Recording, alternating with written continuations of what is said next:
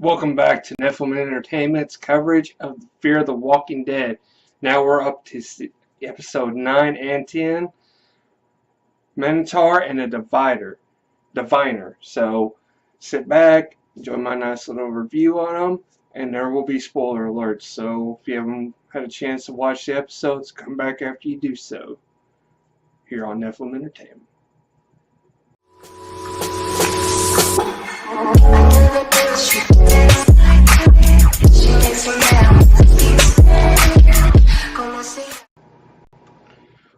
Man, after the long break, Minotaur picks up business as usual, basically. I mean, everyone in the camp's pretty much trying to get back to the way of things, Of course, Maddie's sniffing around the headquarters of old dear departed Jeremiah.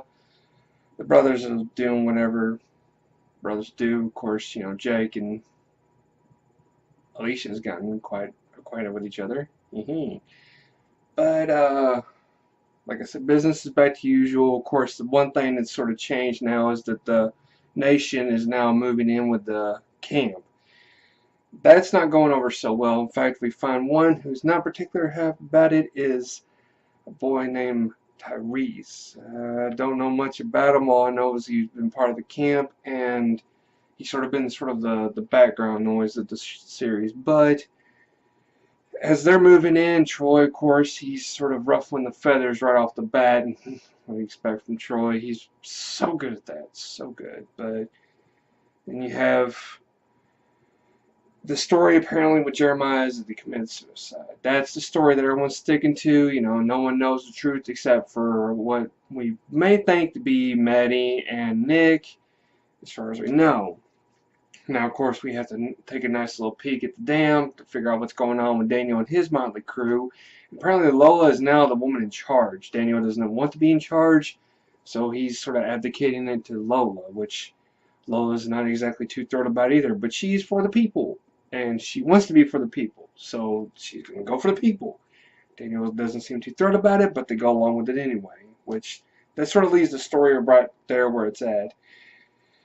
And when you go back to the camp, Walker and Jake are trying to make peace. Jake's wanting to, love for everybody. That's all for everybody love. And Walker, of course, is admitting the fact that they're scared of one another, and they should put past the fear because there should be something greater in the future. Yeah, right. Yeah, we both know how that works out so well.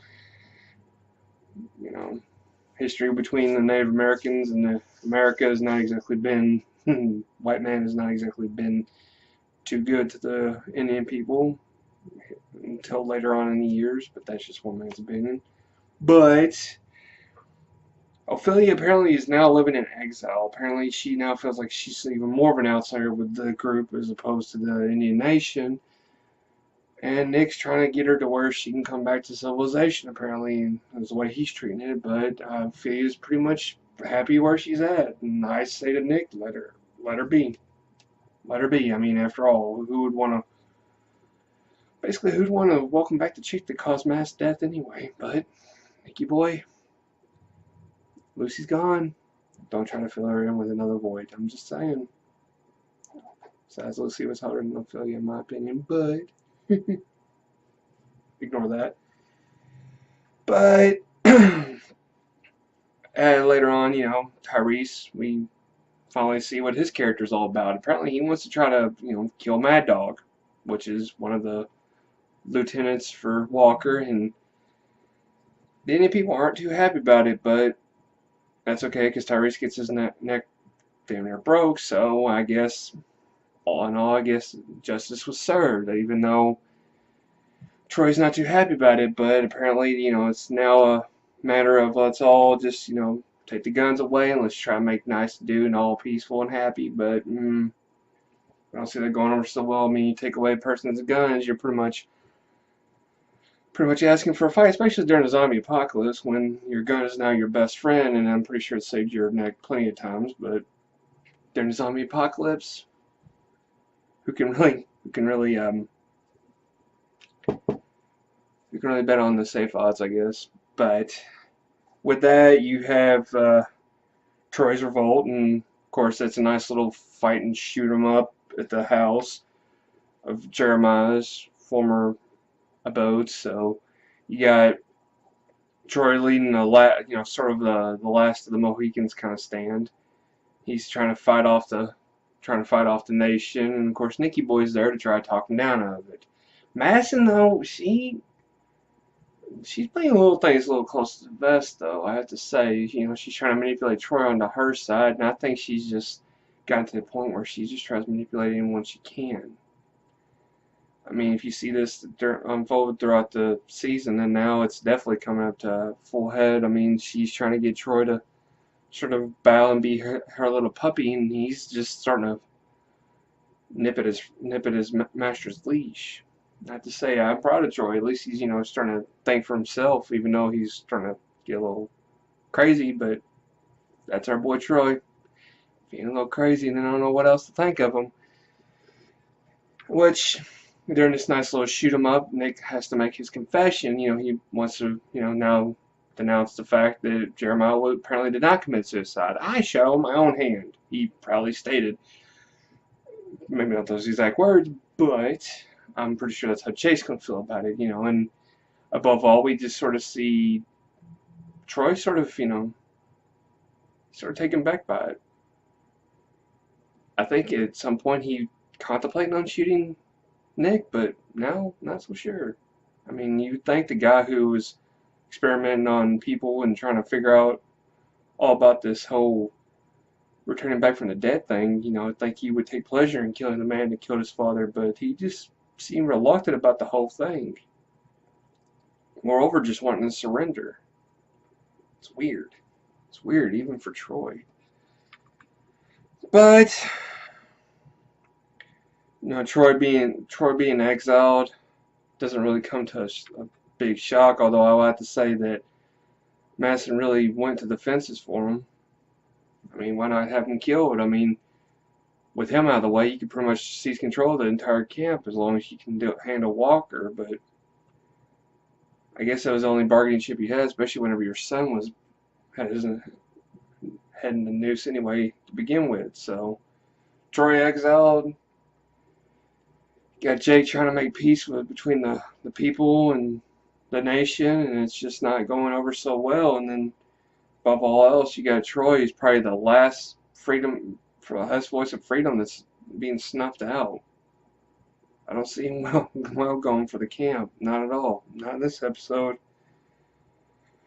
Of course, we go back to the dam, and the people, they are trying to buck the system, I guess you could say. Poor Lola and Daniel had to fight off the masses because apparently they want more than just what they're given, which this episode themed a lot on people's selfishness. A lot. You got Troy's selfishness about wanting to do things his way still, and he could pretty much run the camp before Daddy got his head shot. Now with Walker coming in, he can't exactly run the show like he used to. That's part of his selfishness. You got people clamoring for more water at the dam. That's not happening. And you also got Madison, who's apparently wanting to do whatever it takes to keep everything nice squared away for her family, and that's not happening. So the episode kind of ends with Madison taking Troy out to the beaten path and sort of dropping him off. Of course, he had to kill one person on his way out, which that to me was a nice little thumbs up to Walker, I guess you could say.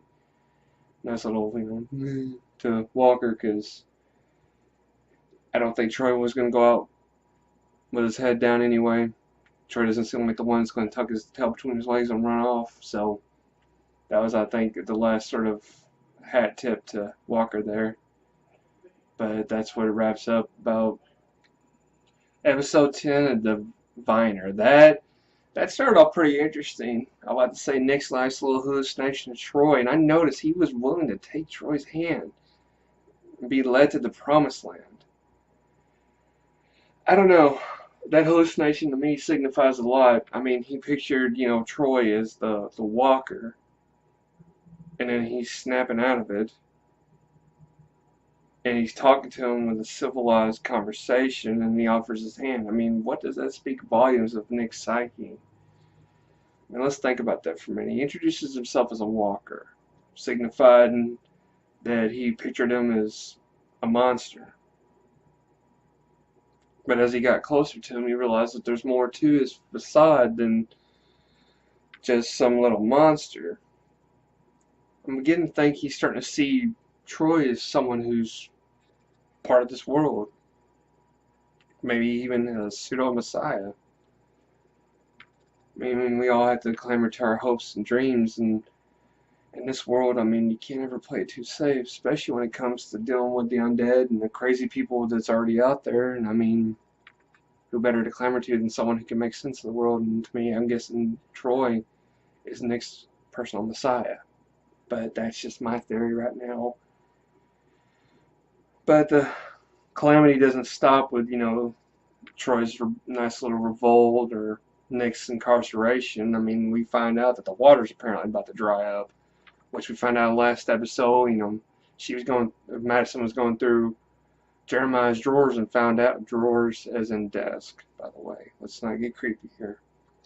But apparently he had mapped out the water, and apparently he was keeping tabs on it, and they're about damn near dry. That is a scary notion, especially when they're halfway out in the desert.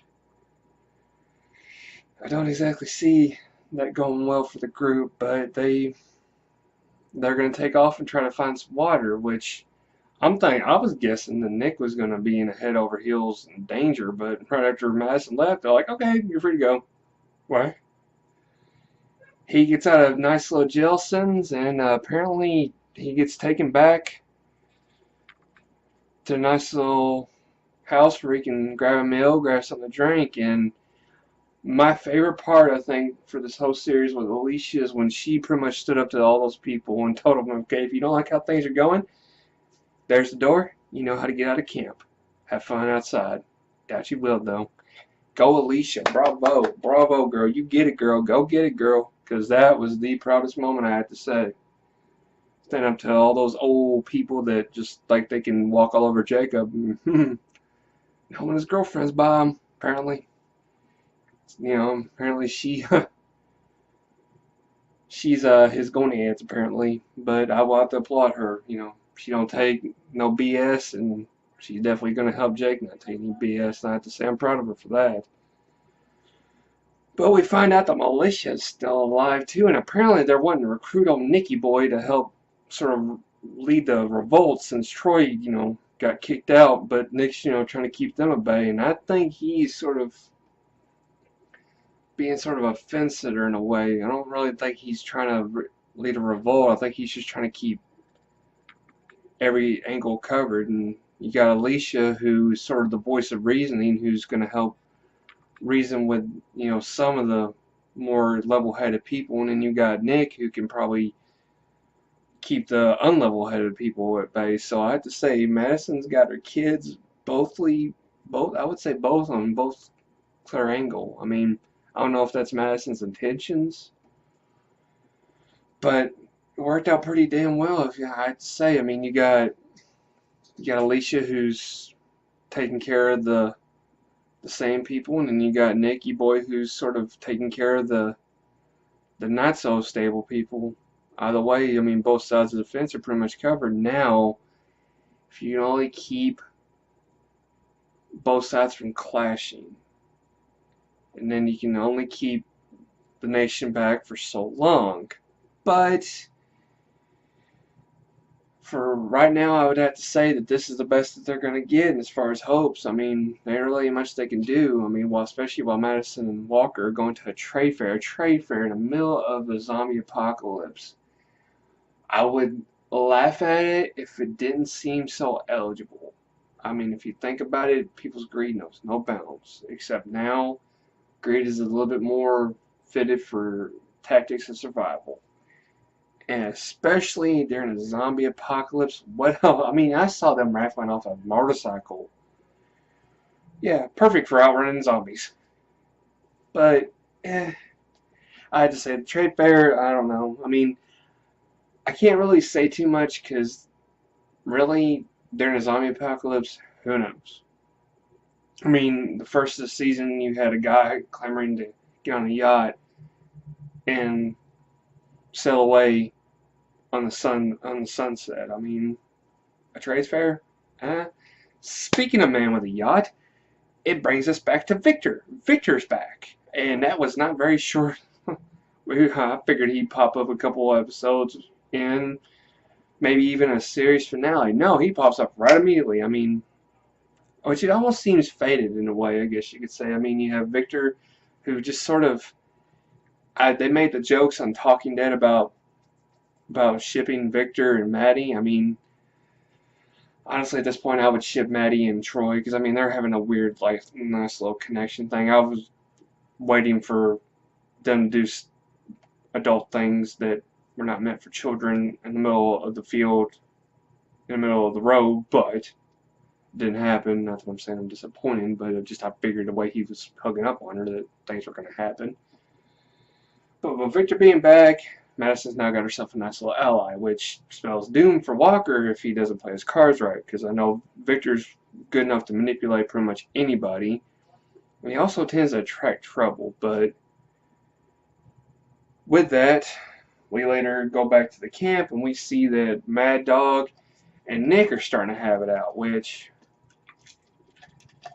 doesn't bode well for Mad Dog, but at the same time, I think it's also a good way for, Nick to sort of hold his grip over the people, because if you really think about it, Nick not being able to keep grasp on the people is probably the worst thing that could happen at this point, because he's got to keep a hold on the people who want to revolt. You got, like I said earlier, you got Alicia, who's keeping a hand on the people that are sane of mind and just need to be reasoned with.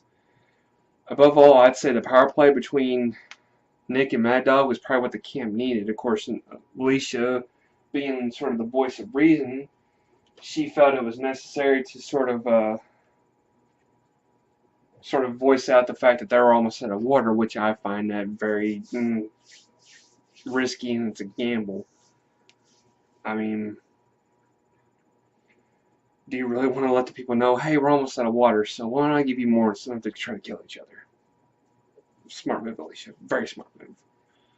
But with them now struggling to find water and them trying to find a way to make peace, I felt that was probably Alicia's only play to keep them from actually doing a bunch of bloodshed. But with Nick sitting there with a gun and pretty much, telling Mad Dog, dibs. We're just going to see how that power play works. And of course, Victor, he learns about Travis's way, but I love it that him and Alicia him and Maddie didn't have to say it with words.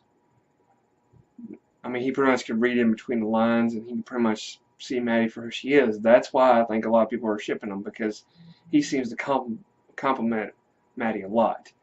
Now, yes, his character did show to have a love interest with another man, but that does not restrict him to having love interests for women.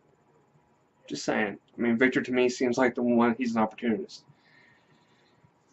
As I say, he probably won't switch between teams just to get what he wants. But Strand's one of my favorite characters, so, hey, rather do what you need to do to survive the zombie apocalypse, I guess. But then we find out that we think that Maddie, Travis, and Walker are all in trouble. No, it's just Victor. Victor apparently done pissed somebody else off, of course, and now he has to square away his debt. And there isn't really no way around it other than the fact that he could either, sell and buy a fence and try to kill Walkers while he pays off his debt, which to me doesn't seem like nobody's benefiting from, besides being Walker bait. So the militia, of course, is screaming for blood. Nick's trying to do it with no blood, but they're countering with their lots of blood arguments. So we're thinking that there's going to be a massive bloodshed between the militia and the nation, but no, Alicia apparently saves the day by digging a hole. Digging a hole, trying to find water. Whatever I guess they can create peace, of course, I don't think it's going to be necessary, especially since Alicia used the gold that was going to be used to buy water for a temporary solution, she said, but instead they're going to go to the dam, which apparently Victor got exiled from by Daniel. So apparently Madison, Walker, and Victor are going to go head out and meet up with Daniel, which I think is going to be beneficial because now he's going to find out about Ophelia. So that wraps it up for the mid-season premiere of The Fear of the Walking Dead. Let me know what you think down in the comments below. If you like my page, go ahead and hit that subscribe button. This is Nephilim Entertainment. My name is Metatron Urel. Telling all you daydreamers and creators out there, keep your heads in the clouds. Peace.